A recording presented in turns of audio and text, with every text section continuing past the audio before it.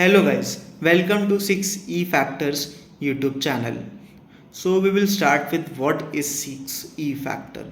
Basically 6E Factor is a think tank themed around economics which analyzes various factors of an economy so that we can understand what are the metrics, what are the elements which are affecting the economy. तो आप देखेंगे कि कोई भी एक economy को empower करने के लिए बहुत सारे फैक्टर्स रिस्पॉन्सिबल होते हैं। आप ऐसा नहीं बोल सकते कि कोई भी एक फैक्टर को पकड़ के आप इकोनॉमिक डेवलपमेंट ला सकते हो। और जैसे कि मैंने आपसे स्टार्टिंग में कहा 6E फैक्टर्स, मेरे ख्याल से कुछ 6 इम्पॉर्टेंट फैक्टर्स है जो कि बहुत नेसेसरी होते हैं। इनिशियली जब मैंने स्टार्ट किया था तो मुझे लगा कि क्या होना, सबको एम्पावरमेंट होना, सबको एजुकेशन होना, सबको एम्प्लॉयमेंट या फिर एंटरप्रेन्योरशिप होना। बट जब मैंने बहुत करीब से सोचा तो I got stuck at 6 essential factors which were very necessary for economic development. But जैसे जैसे मैं एनालाइज करता गया, मैं सोचता गया, तो ये लिस्ट लंबी होती गई एक्चुअली। बट मुझे फिर भी लगा कि अब चैनल का नाम क्या रखना है, तो मैंने 6E पे अटका था बहुत दिन। मैंने सोचा लेट्स कि 6E फैक्टर ही रखते हैं, let's keep this name only. And with the time मैंने सोचा और एनालाइज किया फिर। So what I understood was like, अगर एक इकोनॉमी को ग्रो करना है या फिर उसको बड़ा बनाना है तो सबसे पहले तो एम्पावरमेंट लगता है। आप ये भी सोचिए, अगर आप एम्पावर्ड हो, अगर आप में जुनून है, आप में इच्छा है, आप में फोकस है, तो आपको एम्पावर तो खुद को करना पड़ेगा। बट जब एक इकोनॉमिक्स के पर्सपेक्टिव से सोचोगे आप, तो सिर्फ आप अकेले एम्पावर्ड होने से कुछ नहीं होगा। पूरी इकोनॉमी का एक एक पर्सन एम्पावर्ड होना चाहिए, या तो फिर majority of the people in the economy should be well empowered, right. तो ये काम कौन करता है? ये काम करती है सरकार, गवर्नमेंट। गवर्नमेंट क्या करती है कि कुछ ऐसी पॉलिसीज़ बनाती है, कुछ ऐसे लॉज बनाती है, कुछ ऐसे रेगुलेशंस बनाती है जिसके थ्रू लोग एम्पावर हो। तो आपको पता होगा गवर्नमेंट हमको बहुत सारी फैसिलिटीज़ प्रोवाइड करती है। आज आप देखेंगे पूरा ट्रांसपोर्ट का इंफ्रास्ट्रक्चर या फिर बेसिक इंफ्रास्ट्रक्चर आप बोले तो हमें वो गवर्नमेंट प्रोवाइड करती है, और उसको यूज़ करके हम कई सारी चीज़ों का आनंद उठा पाते हैं। जैसे अगर आप अपना रोड यूज़ करते हैं तो रोड आप अपने कॉलेज तक जाने के लिए यूज़ करते हैं। घर से कॉलेज जाएंगे, घर से आप गार्डन्स जाएंगे, घर से आप पिकनिक स्पॉट्स जाएंगे, घर से आप रेस्टोरेंट्स जाएंगे, या फिर आप घर से जहाँ भी जाना पसंद करते हैं वहाँ जाएंगे। तो आपके लिए पब्लिक इंफ्रास्ट्रक्चर प्रोवाइड करने का काम गवर्नमेंट करती है, ठीक है। तो आपको अगर गार्डन जाना है और अगर रास्ता बहुत ख़राब हो तो आप जाएंगे क्या? नहीं। अगर आपको कॉलेज जाना है और रास्ता बहुत ख़राब हो तो आप जा पाएंगे क्या? नहीं। आपने बहुत से ऐसे वीडियोस देखे होंगे जहाँ पे कुछ बच्चे नाला पार करके जाएंगे, कुछ बच्चे नदियाँ पार करके जा रहे हैं, but most of the Indians को ऐसा नहीं करना पड़ता। आप आगे बढ़ सके, आप अपनी जो बेसिक सर्विसेज बोलते हैं हम, वो एंजॉय कर सके, उसके लिए गवर्नमेंट अपने को पूरा इंफ्रास्ट्रक्चर प्रोवाइड करती है, साथों साथ हमें एम्पावर करती है। अब जैसे मैंने पहले बोला, गार्डन जाना, गार्डन आप किस लिए जाएंगे? फिटनेस के लिए। आपको फिटनेस के लिए इंफ्रास्ट्रक्चर अवेलेबल रहता है तभी तो आप फिटनेस पे ध्यान दे पाएंगे, नहीं तो आपको घर पे ही सब फैसिलिटीज़ करना पड़ेगा। वैसे ही कॉलेज में आपको अच्छा एजुकेशन मिल रहा है सरकार द्वारा, तभी आप कॉलेज जाना पसंद करेंगे। या फिर आपका प्राइवेट कॉलेज हो या गवर्नमेंट कॉलेज हो, दोनों में भी कॉलेज हो, उसके लिए जो करिकुलम भी डिसाइड करती है वो गवर्नमेंट की कमीशंस ही डिसाइड करती है। और क्योंकि गवर्नमेंट की कमीशंस ये सब डिसाइड करती हैं, तो ये सब गवर्नमेंट के फ्रेमवर्क में आता है। तो एम्पावरमेंट सिर्फ एजुकेशन के थ्रू होगा क्या? लेकिन सबसे बड़ा क्वेश्चन ये है। हाँ, आपको एजुकेशन मिल रहा है, एजुकेशन का जो पूरा फ्रेमवर्क है, कैसे मिलेगा, कहाँ मिलेगा, कितना मिलेगा, कितने समय तक रहेगा, कब तक रहेगा, ये सारा फ्रेमवर्क एक गवर्नमेंट डिसाइड करती है। और उसके थ्रू जब आपको एजुकेशन इम्पार्ट किया जाता है आपके अंदर, तो आप आगे बढ़ पाते हैं। क्यों? क्योंकि एजुकेशन आपका नॉलेज बेस का काम करता है। जब बेस स्ट्रांग होगा तभी तो ऊपर की इमारत अच्छी बन पाएगी ना। तो सेकंड फैक्टर पे अपन मूव ऑन करते हैं, दैट इज एजुकेशन। आपको एजुकेशन बहुत ही एसेंशियल लगता होगा। आपने सुना होगा कि एजुकेशन के भरोसे कई लोगों ने अपनी लाइफ बदली है।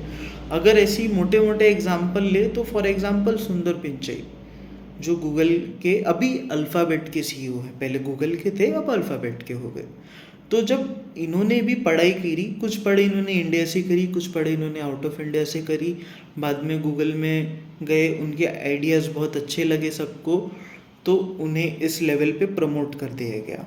बट उनके नॉलेज बेस के कारण, जिस लेवल का वो नॉलेज रखते हैं, उसके कारण उन्हें वहाँ पहुँचने का अपॉर्चुनिटी मिला। और कहीं ना कहीं उनके एजुकेशन ने, उनके क्वालिफिकेशन ने उनको हेल्प करी। ये बात उनका भी मानना है और उनका भी कहना है, बराबर। तो इसके बाद क्या, एजुकेशन तो सब ले लेते हैं, पर सबसे बड़ा प्रॉब्लम क्या है, सबसे बड़ा पड़ाव क्या है कि वो एजुकेशन को लेके अगले पड़ाव पे जाना। दैट इज़, आपके पास अगर एजुकेशन है तो उस एजुकेशन को विजडम में कन्वर्ट करने की पावर हर किसी में नहीं होती है। अगर आप में उस एजुकेशन से या उस एजुकेशन मिलने के बाद जो आपके पास नॉलेज जमा हुआ है, उसको अगर आप विजडम में कन्वर्ट करने के कैपेबल होते हैं, तभी आप एक अच्छे एम्प्लॉय या अच्छे एंटरप्रेन्योर बन पाते हैं, बराबर।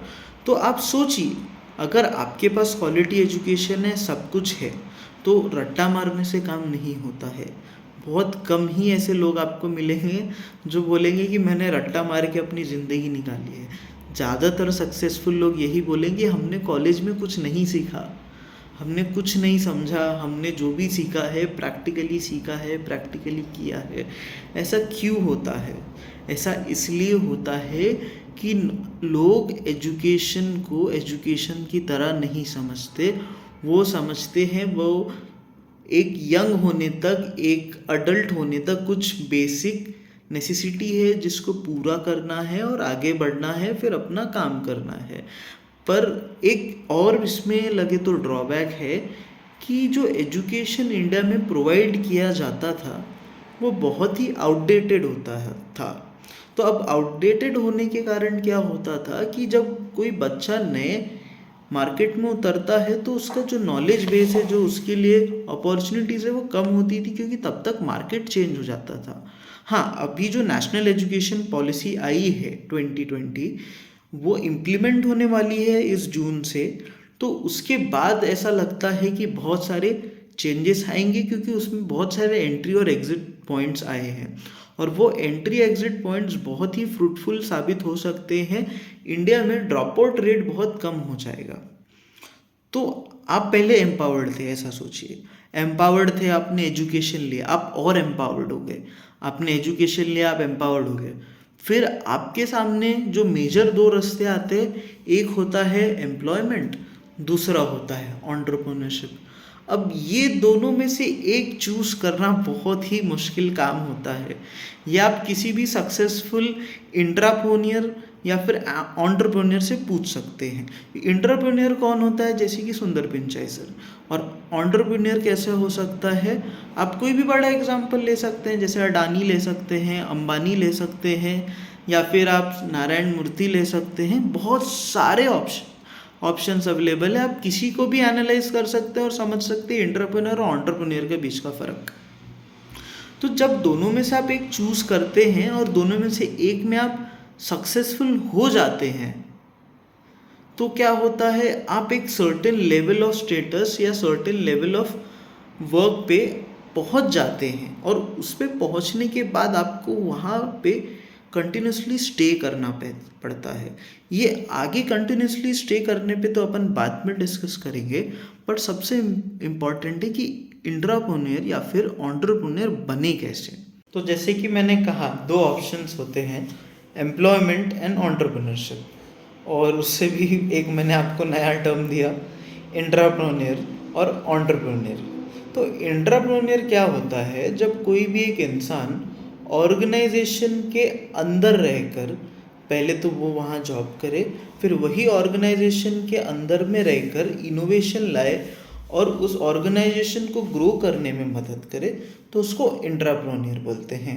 और एंटरप्रेन्योर कौन होता है, जो कि पूरा रिस्क लेता है, पूरा स्टैब्लिश करता है बिजनेस को और उसको टॉप पे लेके जाता है, तो उसे एंटरप्रेन्योर कहा जाता है। दोनों भी लेवल पे पहुंचना बहुत मुश्किल काम है। क्यों? क्योंकि आप देखेंगे कि चाहे वो इंट्राप्रेन्योर हो चाहे एंटरप्रेन्योर हो, दोनों की क्वांटिटी बहुत ही कम होती है, बहुत ही कम लोग उस मुकाम तक पहुंच पाते हैं। इंट्राप्रेन्योर के बहुत से एग्जाम्पल्स हैं, एंटरप्रेन्योर के भी बहुत से एग्जाम्पल्स हैं। अगर आप इसके बारे में सर्च करेंगे तो आपको इसके बारे में जानकारी कोई भी गूगल जैसे सर्च इंजन पे मिल जाएगी बड़ी आसानी से। पर इससे ज़्यादा एसेंशियल होता है, क्या होता है, जब आप एम्पावर्ड हो जाते हो, आप एजुकेशन लो ना लो, उसके बाद आप कंटिन्यूसली एम्पावर्ड होते हो, तो आप सोचते हो कि चलो मैं कुछ चेंज लाऊं सोसाइटी में। आपको कुछ प्रॉब्लम दिखती है तो आप वो प्रॉब्लम को सॉल्व करने के लिए कुछ सॉल्यूशन निकालते हो और उसी के बेसिस पे अपना बिजनेस क्रिएट करते हो। और जैसे ही आप ये करते हो, आप एक एंटरप्रेन्योर की कैटेगरी में आ जाते हो।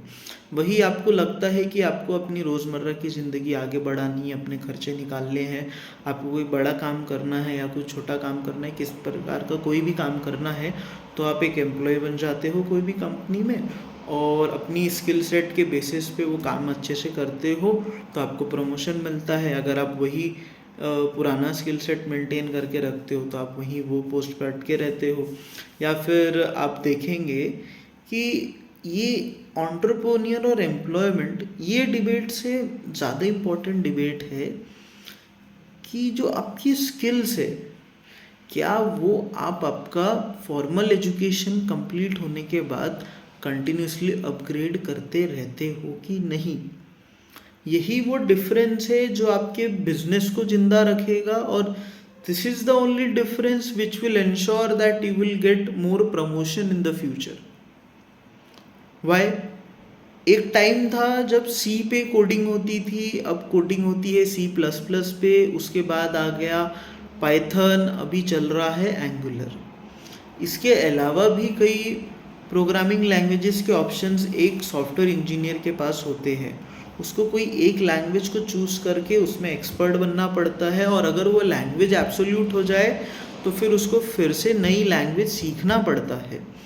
वही आप देखेंगे कि एक एंटरप्रेन्योर की लाइफ में बहुत ही अलग चीज़ होती है। अपन इसको समझना चाहे तो अपन इस पॉइंट ऑफ व्यू से समझते हैं, जो आपको और मेरे को बहुत आसानी से क्लियर हो जाएगा, क्योंकि मुझे तो बहुत आसानी से क्लियर हुआ। आप देखेंगे कि एप्पल ने स्टार्ट किया था कंप्यूटर से। एप्पल ने जैसे ही कंप्यूटर से स्टार्ट किया, उन्होंने मैक के बहुत सारे वेरिएंट्स लॉन्च किए। एक पॉइंट ऑफ टाइम के बाद एप्पल बैंकरप्सी के पास आया, बट उन्होंने बहुत ही क्या बोल सकते हैं आप, रेंज डिफाइनिंग प्रोडक्ट लॉन्च किया। एक मैक का वर्जन था जो उन्होंने लॉन्च किया, जिसके बाद एप्पल वापस से बिजनेस में आया। ठीक है, फिर उन्होंने क्या किया, उन्होंने कंटिन्यूसली इवॉल्व किया। कैसे इवॉल्व किया? उन्होंने मैक से आईपॉड पे आए, आईपॉड से टैब और आईफोन पे आए, और जैसे जैसे उन्होंने प्रोडक्ट पोर्टफोलियो बढ़ाया, ये उन्होंने अपने मन से नहीं बढ़ाया, उनको दिखा कि इस चीज़ में मार्केट में गैप है और अगर कंपनी इवॉल्व होके आगे और प्रोडक्ट्स लॉन्च करेगी तो वो बिल्कुल आगे बढ़ सकते हैं और कंपनी और भी डोमिनेंट प्लेयर बन सकती है इलेक्ट्रॉनिक्स के डोमेन में या फिर इलेक्ट्रॉनिक्स के मार्केट में। और उन्होंने ऐसा ही किया। जबकि आप अगर एक जॉब पर्सपेक्टिव से सोचिए तो आपने देखा होगा कोई दो बंदे एक साथ एक ही कंपनी में जॉब करते हैं, पर कोई बंदा डायरेक्टर लेवल तक पहुंच जाता है तो कोई असिस्टेंट मैनेजर या जनरल मैनेजर की पोस्ट पे सालों साल अटका रह जाता है। ऐसा क्यों होता है? क्यों? एक बार एजुकेशन लेने के बाद जो कंटिन्यूसली इवॉल्व होता रहता है, कंटिन्यूसली सीखता रहता है, वो पर्सन आगे जाता ही रहेगा। क्यों? क्योंकि नॉलेज एक ऐसी चीज़ है, लर्निंग एक ऐसी प्रोसेस है जो कभी भी ख़त्म नहीं होती। नॉलेज आपको कंटिन्यूसली मरते दम तक अपग्रेड करते रहना पड़ेगा, सीखते आपको मरते दम तक रहना पड़ेगा, तभी आप मार्केट में रिलेवेंट बन सकते हैं और रिलेवेंट रहेंगे। उसके बाद आप देखेंगे कि जब आप ये सब कर ले तो कहीं ना कहीं आप भी इंडिया के, अगर आप एक इंडियन हैं तो इंडिया के इकोनॉमिक डेवलपमेंट में एक छोटा सा कंट्रीब्यूशन कर पाएंगे। और मैं यही चाहता हूँ कि हर एक इंडियन इंडिया के इकोनॉमिक डेवलपमेंट में कंट्रीब्यूट करे। वो कैसे कर पाएगा, मैं आपको इसको शॉर्ट में समराइज करता हूँ। सबसे पहले तो आपको चाहिए आप रहे एम्पावरमेंट। दूसरा, प्रॉपर एजुकेशन रहे। ज़रूरी नहीं कॉलेज से मिले, कहीं से भी मिले, कहीं से भी मिले चलेगा, कहीं से भी लीजिए, बट एजुकेशन अपने फील्ड ऑफ वर्क का अच्छे से रखिए। तीसरा, एम्प्लॉयमेंट। या तो आप एम्प्लॉयर बन सकते हैं या तो फिर आप एम्प्लॉय बन सकते हैं, दोनों में से आप कुछ भी करें। अगर आप एम्प्लॉयर हैं तो आप ऐसा काम कीजिए कि आपके पास एम्प्लॉयज़ बहुत लंबे समय तक रहे और आपको बहुत अच्छा आउटपुट दे।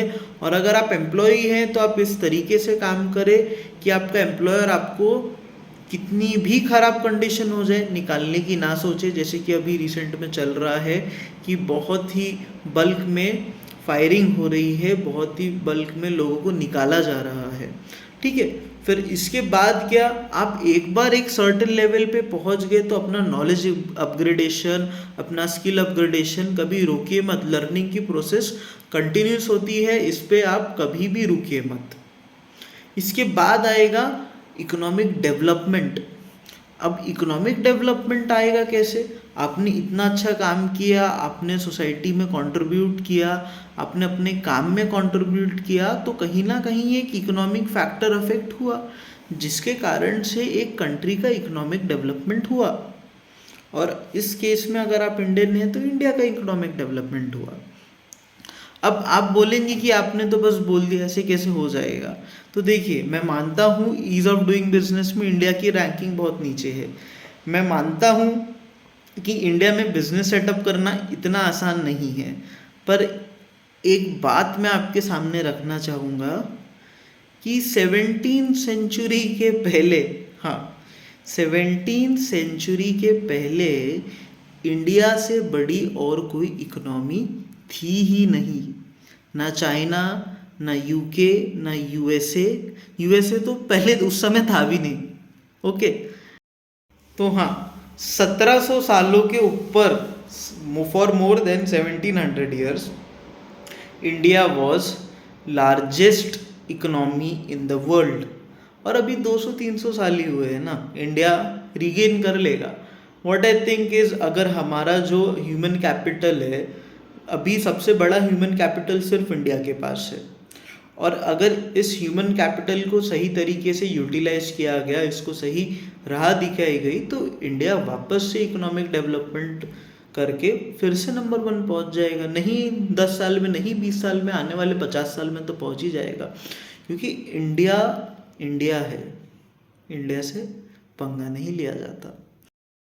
तो हम फिर मिलेंगे अगले वीडियो में, जिसमें मैं आपके लिए इकोनॉमिक्स से रिलेटेड और भी जानकारी और भी फैक्टर्स लाता रहूँगा और आपको सोचने पे मजबूर करता रहूँगा। Thank you.